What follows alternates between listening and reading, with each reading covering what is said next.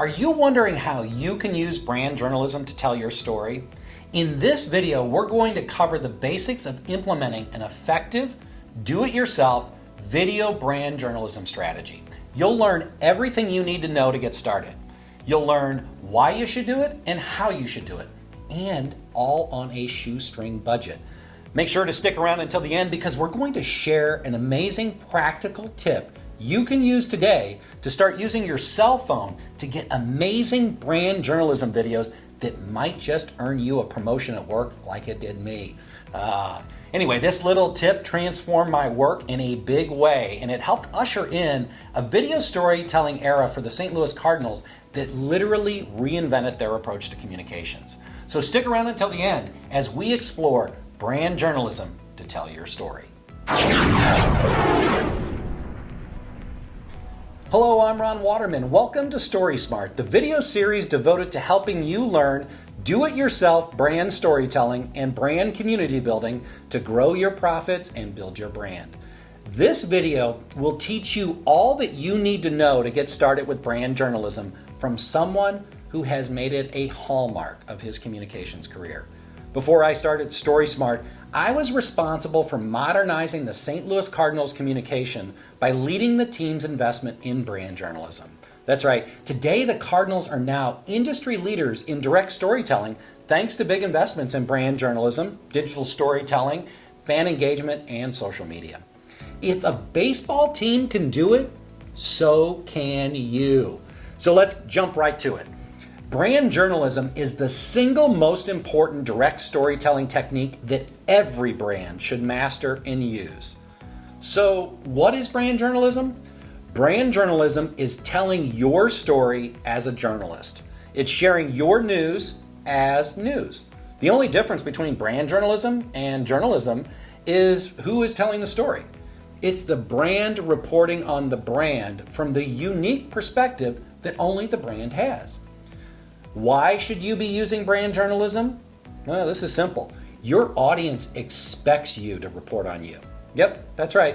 We live in the era of search. We expect to go right to the source to get our information, cutting out the middleman. That's why you should be using brand journalism. Brand journalism is the easiest and most effective way to share your story. If you are the VP of communications or marketing or the chief communications officer at a big brand, and you aren't deploying brand journalism every day, you are committing communication malpractice, my friends. That's right. Every big organization should have at least one full-time multimedia journalist on staff turning a news story every single day. If you're not, I don't know what you're doing. Anyway, if you aren't currently doing it, let this video be your wake-up call to get in the game. So how do you use brand journalism to grow your brand? What are the key elements you have to keep in mind when deploying your strategy? The answer is to keep it simple. Brand journalism is about telling true stories in the tradition of journalism. It's telling your story from your point of view, but as a journalist.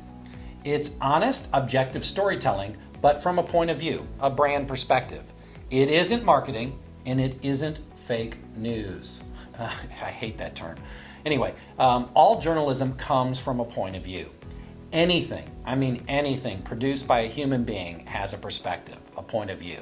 I don't care if you're the Wall Street Journal, the New York Times, ABC News, Fox News, or the BBC. You have a point of view. All good journalists adhere to certain ethical guidelines and process guidelines that help ensure quality storytelling. Brand journalism is no different. What are the ethical and process guidelines you should follow with your brand journalism strategy? Let's start with the tenets of good journalism. They are the same for brand journalism as traditional journalism. The most important rule: tell the truth. Be honest and transparent in all your reporting. That's the only way you're going to earn the trust of your audience. The second most important rule is what sets brand journalism apart from traditional journalism. The rule is this: use your unique point of view, your insider's perspective to share your stories. It's the one thing that sets you apart from all other journalists, your level of access and your perspective. It's a perspective that no one else has. No traditional journalist has insider access to your organization. You do, so use it. So how do you get started? Well, honestly, the best approach is to hire a full-time multimedia journalist to do it for you. But if your company was like my company, where we threw nickels around like they were manhole covers, well, you need to ease your way into brand journalism. We needed to start small and work our way up. We needed to justify our approach and the return on investment. So how do you get started without hiring a full-time multimedia journalist? You need to do it yourself or with existing resources. Here's how. It's really simple. You start by sharing your story. So how do you share your story? Here's a surefire formula you can use to tell your story. Remember these 4 letters. We go. Your story starts with we go. W-I-G-O. What is going on? That's it. Yep. Tell them. Show them. It's that simple. Include the who, what, where, when, why, and how of what is going on. That is your story.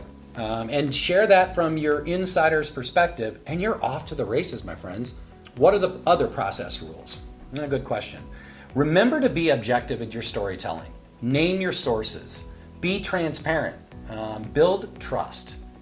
How do you select your stories? This is always one of the first questions that people ask me. You have to have a nose for news. This isn't sales. You're not marketing, right? These aren't marketing infomercials. This isn't marketing. It's journalism. You have to have a nose for news. What that means is focus on your audience. Tell a story that's relevant to your audience. What's in it for them? Why should they care? News needs to be news. So what does that mean? Well, the first 3 letters of the word should give you a clue. New. There's something new happening. That just means something new to the audience, not you. It's something new to the audience. When you start, that's virtually everything, right?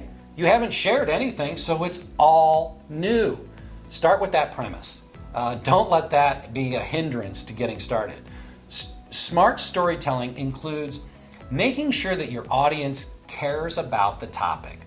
Frame your topic in a way that the audience cares, not your marketing department. Ask yourself, what would the audience find interesting? What was interesting to you when you first started with your organization? What were the stories that you were telling your friends and family when you came home from work? What was interesting to you? That should give you a clue. The sentence should start like this. Did you know that blah, blah, blah, fill in the blank. With that golden nugget, you are now Perry White, giving Clark Kent and Lois Lane a story idea. Get out there and do a super job. All right, Ron, you've sold me. I'm sold on this idea. I've got to be doing this brand journalism thing. So now that I have my story topic ideas, then my next logical question is, how do I get started actually producing brand journalism stories? Video. I'm a big fan of video storytelling. Start with your cell phone. If you're a good writer, you could absolutely write stories. You could take some cell phone photos, you could add some graphics and logos, and suddenly you have a wonderful blog post. We tried that too, but it was video that really catapulted us to the next level. It's been my experience that writing is difficult for most people. It seems daunting, where cell video doesn't seem too difficult. Also, know this, your audience is much more likely to watch a video than read an article. That's true. We're all used to seeing video news packages that succinctly tell a story. We grew up watching the 5 or 10 o'clock news, CNN 24/7, right? Every major news website today has short videos that tell a story. It's a quick and easy way to tell a story. The key with developing your brand journalism strategy is to get into a rhythm that you can sustain. It needs to be doable. Make it fun. Make it easy. Make it something that you want to get up and do every day. So what are the ways that you can tell a news story using video? There's basically 2 types of video news stories that we're all used to consuming. The first is what's called a natural sound package, and the second is a traditional TV news package. Let's talk about each. First, the natural sound package. What that means is the story is told by the people in the story, with no voiceover from the reporter. We never see the reporter or hear the voice of the reporter. This is honestly how I started. I figured this was the best way for me to do it. I figured that Cardinal Nation did not want to see me. They wanted to hear the stories and get that inside access. It's simply the people who are in the story, the subjects of the story, telling the story. These are popular on news sites, mostly newspapers. I think because it's consistent with the newspaper style. The reporter is in the omnipotent narrator storytelling role. Now, there's a real art to doing this well. It's about asking good questions and getting your subjects to speak in sound bites that help tell a story. As a reporter, it's you asking questions like this. Tell me who you are and what's going on here today. Yep, that's simple. The interview subject explains what's going on. Then you go and you shoot B-roll to cover what they say. The other basic kind of news or video news package is one where the reporter does appear in the story, either as a voiceover narrator or we see her. She's carrying things through from the beginning to the end. This approach depends on the comfort level of you as the reporter. The benefits are that you can make sure that you tell the story accurately and fill in any gaps that might exist based on interviews. Maybe you didn't get everything on camera from your interview subject, either because you didn't ask, they didn't know something, or they couldn't know it. Sometimes facts come to light after the interview that should be in the story. Anyway, having the ability to add a voiceover is a huge advantage. Sometimes it's a faster process with interviewing because you have pretty much what you need and you can always add it later. We'll do a much deeper dive into preparing a video package using your cell phone, but the basics are as follows. Orientation. Please hold your cell phone horizontal or landscape. Use the entire screen. Shooting portrait will give you those black bars on either side, and it's frankly annoying. Count to 5 or 10 when shooting B-roll. Get enough shots. Make sure that you have good variety. Always shoot a few seconds before and a few seconds after action so that you can edit things and they're smooth. Speaking of smooth, hold the camera steady. Tucking your elbows into your body and using a defensive stance will turn your body into a natural tripod. It's best to use a tripod or a monopod if you've got one. As far as video quality, with camera operation, shoot in the best quality setting that you can. Full HD or HD at a minimum. But most importantly, stay consistent with your crop settings.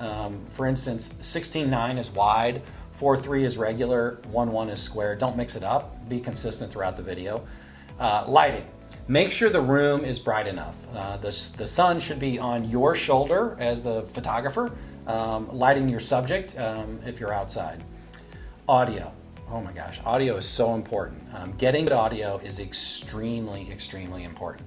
If your audio sucks, your video sucks. It's difficult to do sometimes in crowd situations, but the answer there is to move away from the crowds and move in closer to your subject.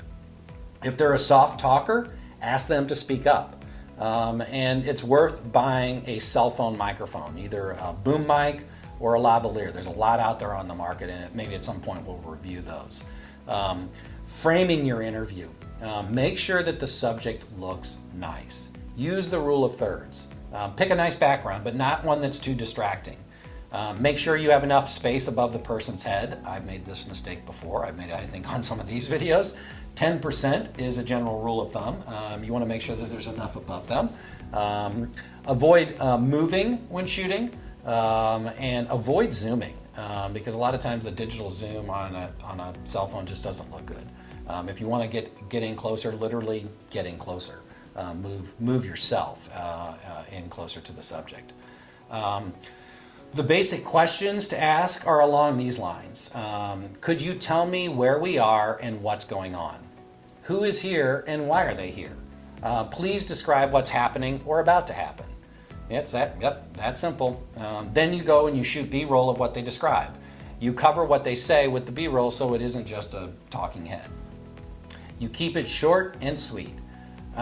When you're done shooting with your cell phone, you can either edit on your phone using a simple app like iMovie, or you can bring it to a computer and edit.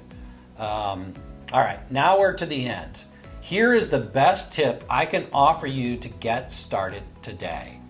I promised you at the beginning of this video, if you stuck around to the end, you would learn something that you could use right away to produce your first brand journalism video in a matter of minutes.